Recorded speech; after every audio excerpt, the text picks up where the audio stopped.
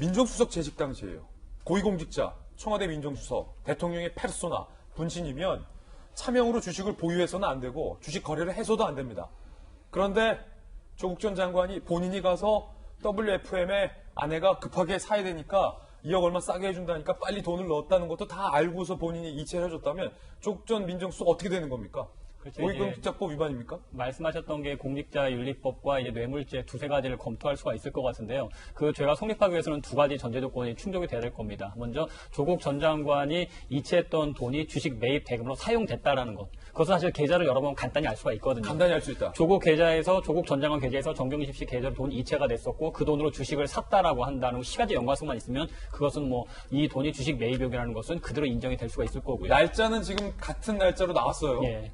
근데 어차피 뭐 정경심 씨가 뭐 현찰 통장에 뭐 서울 수억이 있을지는 않을 테니까 돈이 5천만 원 걸려왔으면 기존에 있던 합쳐서 아마 주식을 샀을 걸로 보여집니다. 그러면은 조국 전 장관이 건네줬던 돈은 주식 매입용이라는 것에 그냥 입증이 될 것 같고 네. 두 번째로 그러면 정경심 씨가 이 주식을 내가 시가보다 싸게 산다. 앞으로 오를 호재를 알고 미리 산다라는 것에 인식이 있어야 될 것이고 거기에 대해서 조국 전 장관도 알고 있었다라는 점이 있어야 될 겁니다.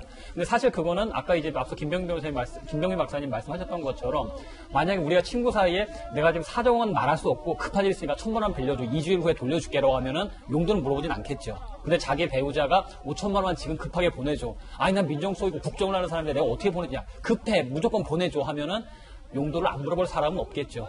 그 가운데서 남편이 내 배우자가 5천만 원을 넣어달라고 해서 그냥 아무 이유 없이 넣어줬다. 민정수석이가 바쁘긴 하지만 ATM 가서 10분, 20분 정도 걸리면서 해줬다. 그거는 전혀 납득할 수 없는 항변이겠죠. 통상적으로. 그러면 그래도 혹시 모르니까 돌다리도 두들겨 봐야 되니까 그 외 이건 남편들에게 좀 물어볼게요.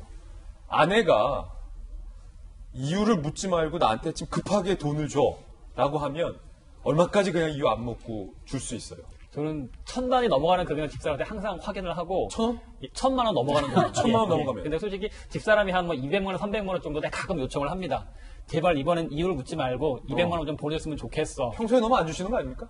충분히 생활비로 주죠. 예. 어쨌든. 돌려주면 한 2, 300 정도의 집사람이 뭐 용도를 묻지 말라면 보내줍니다. 예. 나중에 집사람이 한 두 사람은 얘기해요. 사실 그때 뭐 장모님이 뭐 치과 치료를 받아야 되는데 좀 내가 해드리고 싶었어. 아니면 시댁에 일이 있었는데 그냥 해드리고 싶었어. 말 안 하려다 나중에 얘기를 하는 거야라고 얘기를 다 하기는 하죠. 근데 한 2, 300단위 한 500만 원 이하 정도 얘기할 때는 저는 그냥 주기는 합니다. 예. 근데 그 넘어가는 금액 같은 경우에는 반드시 묻죠. 안 그러면 그럼 못해라고 얘기를 하죠. 그렇군요.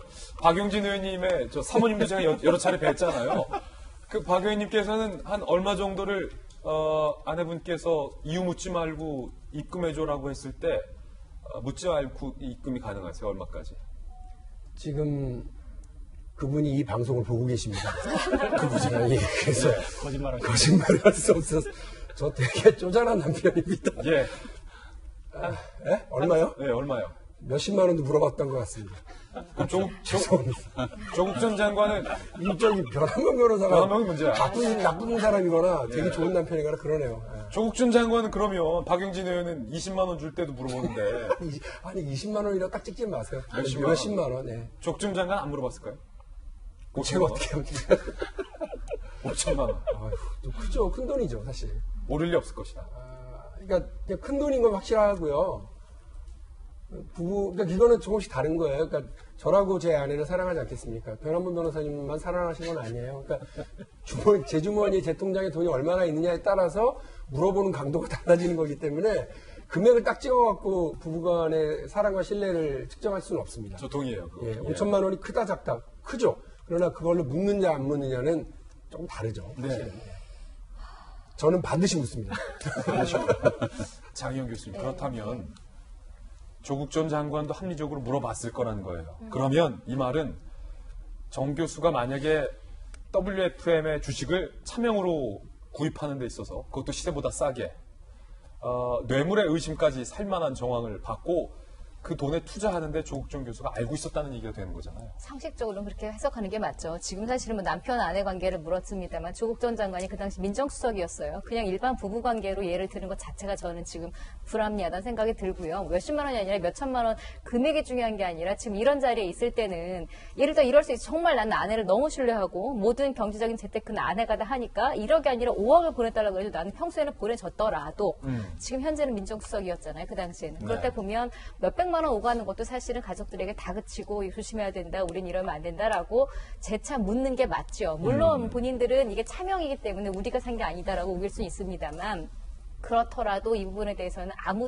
솔직히 아무도 납득할 수 없는 부분이라고 할 수가 있고요. 게다가 청와대 근처에 ATM 기기라면 역시 우스갯소리처럼 말했지만 뭐 정경심 씨가 거기까지 와가지고 ATM 기기에서 본인이 자체로 송금했을 리도 없잖아요. 그러다 보니까 지금 뇌물로까지 볼 수 있다는 그 금액 5천 원대에서 7천 원대 팔았다고 쉽게 이야기를 하고 뭐 2억 원 이상의 차익이라고 합니다만 퍼센트를 굳이 따져드리면 40%가 넘는 수익입니다. 주식 그렇군요. 해보시는 분들 생각해보세요. 40% 수익 볼 수 있는 투자 누가 감히 할까요? 한다면 정말 투기 비슷하게 그냥 뭐 아직 아무런 뭐 근거 나와 있지 않은 바이오라든지 이런 것처럼 국가 사업으로 2차 전지 민다 이럴 때 그냥 공시성으로 몇십 %씩 몇 배씩 뛰는 투기성 주식이 아닌 이상은 40% 수익 얻는 거는 일반인 워렌 버핏도 연 5%가 안 되는 수익을 내고 있거든요. 그렇군요. 그러다 보니까 말도 안 되는 수익이라는 것도 알고 있고 조국 전 장관이 몰랐을 거라는 것도 상식적으로 납득이 되지 않는 부분이죠. 예.